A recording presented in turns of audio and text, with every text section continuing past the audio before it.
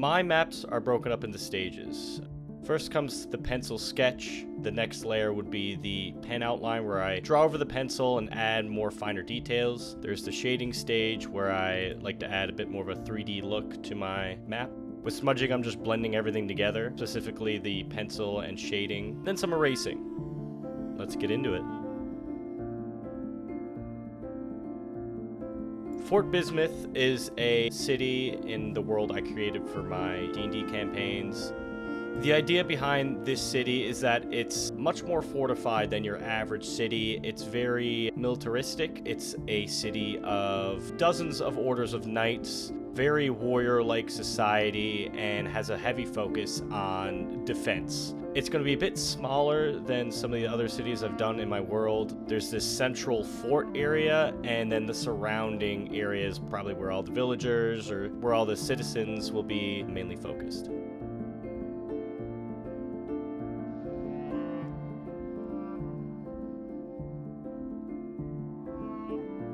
A lot of the normal non-military citizens are actually outside the walls, which is a bit different than cities that would usually encompass many more of the civilian side of things. But these guys are mainly focused on the defense of the fort, and the citizens kind of grew around the fort. Now, it's been around for many years, so there's probably been a bit of a mix and match. There are some civilian areas within the city, but generally they all lie outside of it.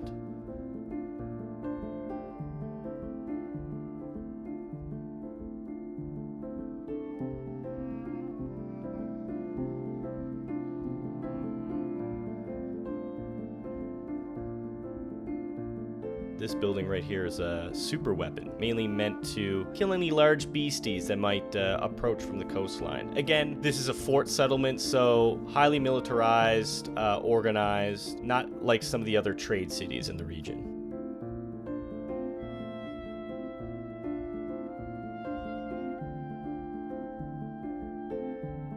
The pencil outline is just my way of planning out the city. This is mainly just so everything that I want in the city is spaced properly, so I like to sketch it out on pencil because it's really easy to make mistakes, or if something looks weird, I could erase it right away and redraw the structure. And this is just to get all the spacing, the names, the rough idea of the buildings down. We're gonna make this map a lot more dense.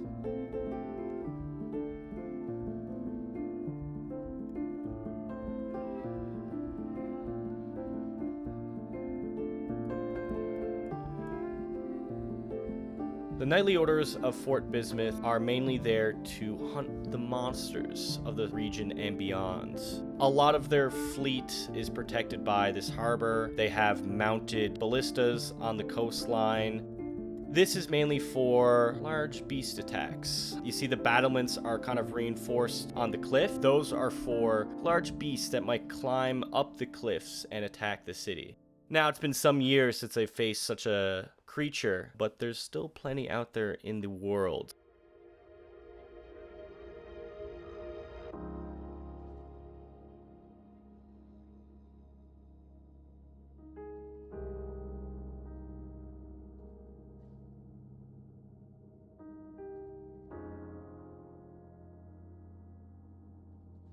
The Knightly Orders mainly employ themselves through various quests or by hunting these giant monsters. They're also the best equipped to do so. Every killed monster brings in a lot of money to Fort Bismuth, and sometimes they'll accept contracts across the region.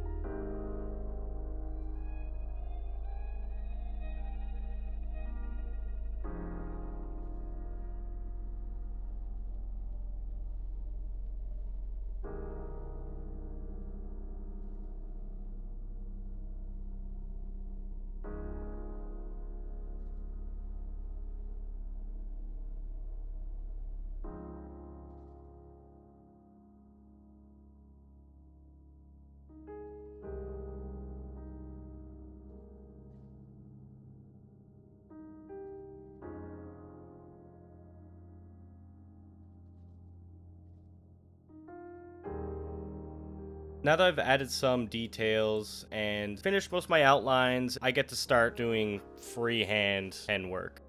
I figured I don't need to sketch out everything. I don't like sketching out everything because a lot of times the lines will smudge as my hand goes over the paper.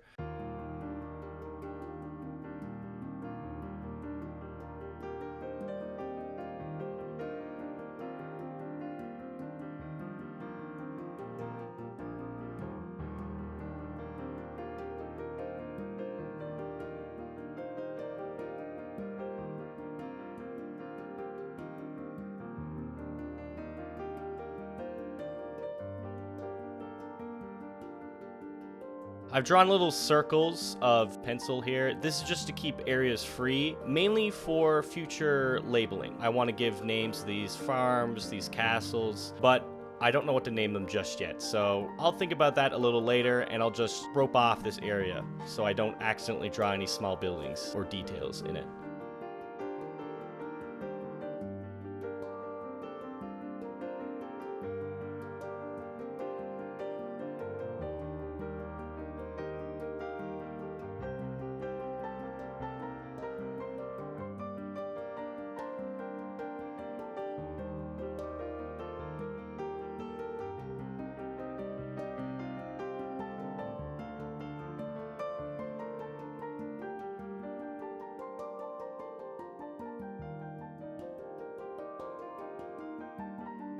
So now I'm starting to draw a lot of smaller houses. A lot of these I draw very similar. They're either rectangle or square, but just have fun with it.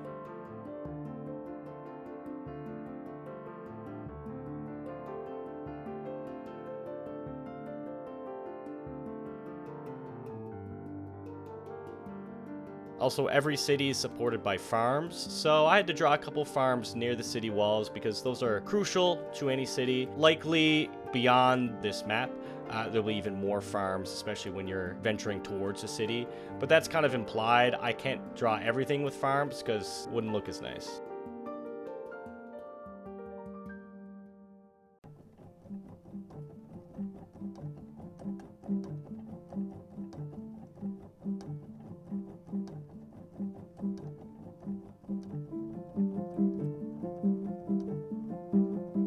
The city is ruled by a Grand Knightly Order, the Order of the Steel Wraith. The order is, in turn, ruled by a council, a smaller one, of distinguished warriors or scholars known as Wraith Masters.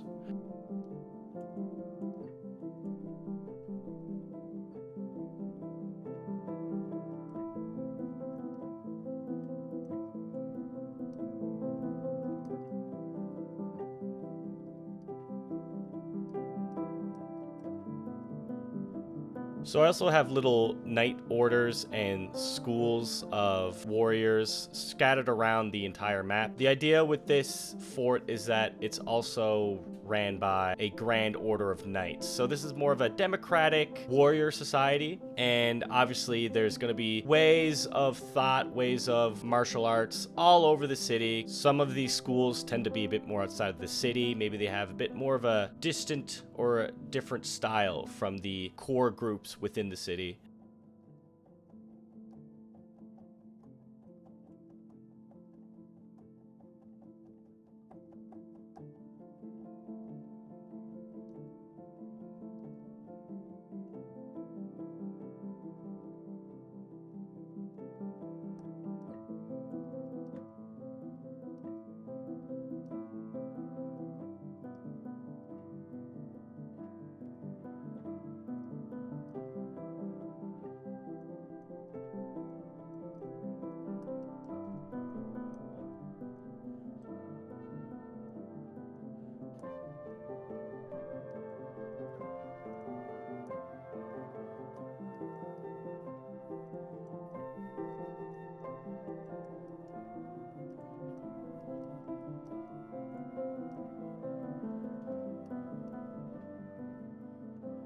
So we've got a lot of things filled out now. A lot of the base shapes are on the page. So now we're going in and doing some fine details on the houses. Sometimes I'll detail a roof. Sometimes I'll add a window, maybe a chimney. Almost all of them I will add windows. that could just be a dot of the pen, or sometimes I'll actually draw a little rectangle. There's at times I will even use a magnifying glass for the really small things.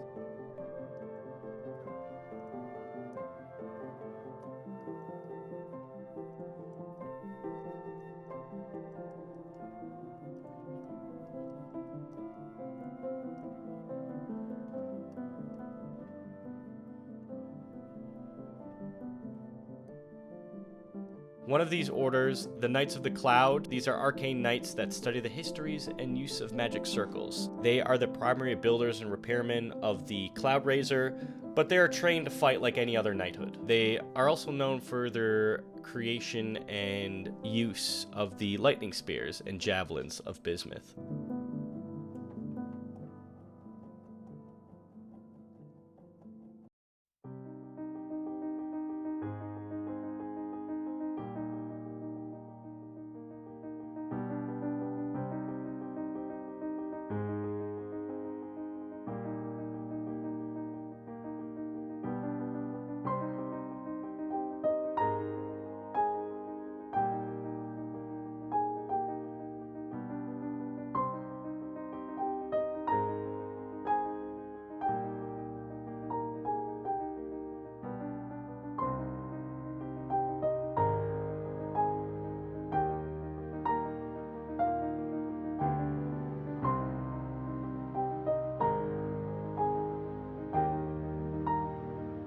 So with adding the windows, it's pretty easy to do. I'm just dotting the page. Not everything has to be completely in line. Most people won't look that close, but it really makes the page look much more dense. You can see that as I'm adding more and more small details, the page really starts to come alive here. All the base shapes that we've made from our sketch to our pen outline, we're gonna add all the fine details and just keep building from there.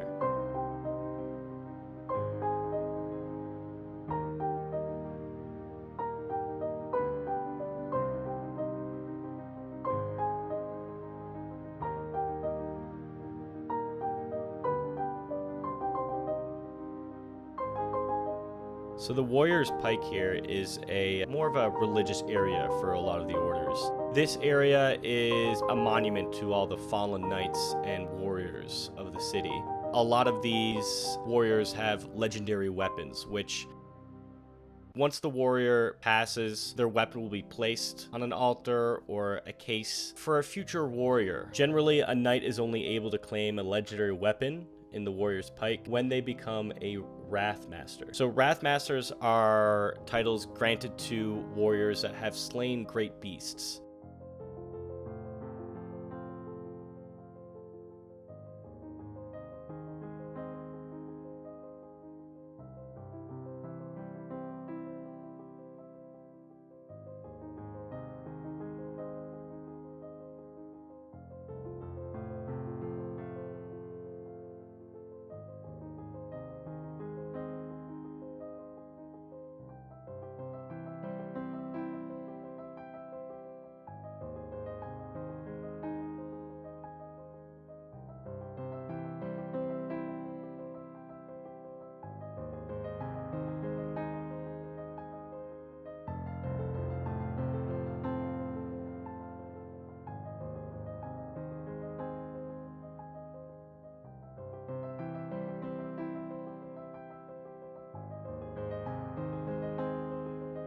The Brotherhood of Rolio, or the Sea Militia, is a faction within the fort that consists of the deckhands, the sailors, and captains. This is the sea force. Well, it's in the name, so it's the navy of Fort Bismuth. They will be at the forefront of any sea beast hunts and are crucial for supplying the city in times of war.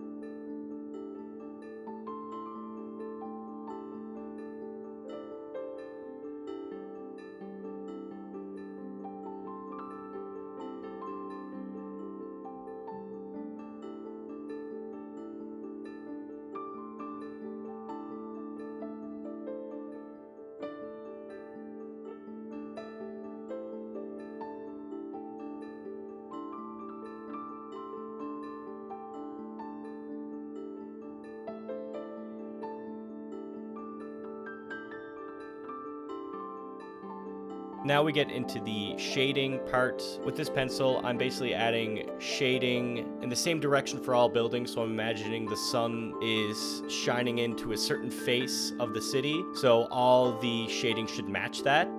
To a degree, like if it looks a bit different, not a big deal. I just need to add more material there so I could later smudge it.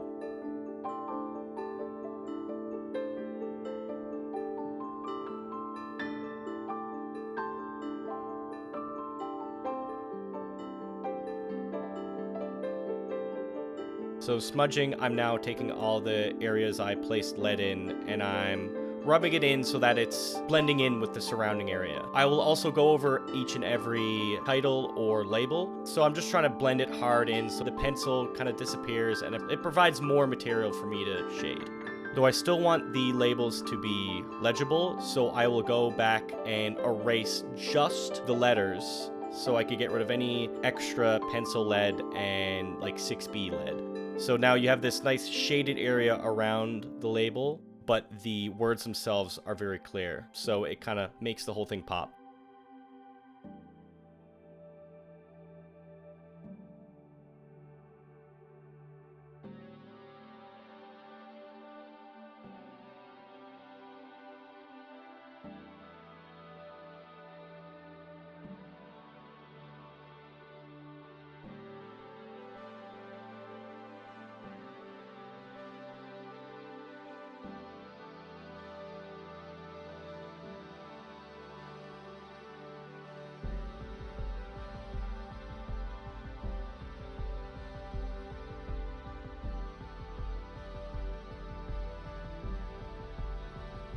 So these maps are good for a couple things other than just being fun to draw. They act as like a puzzle for players. It's kind of reference a location through some dialogue, or maybe they're looking for a specific area to maybe do a black market deal. So they're gonna have to look at this map and figure out where's the best place to go. There's a lot to look at here, so it will take your players some time to search through. It also details the world a good bit. That really helps for planning a session, helps the DM to get inspired by where you want a session to go. I find it very useful when I'm planning a session. I will sometimes just pick different locations to drop hints to so the players could really explore the city rather than just trying to make up things as you go.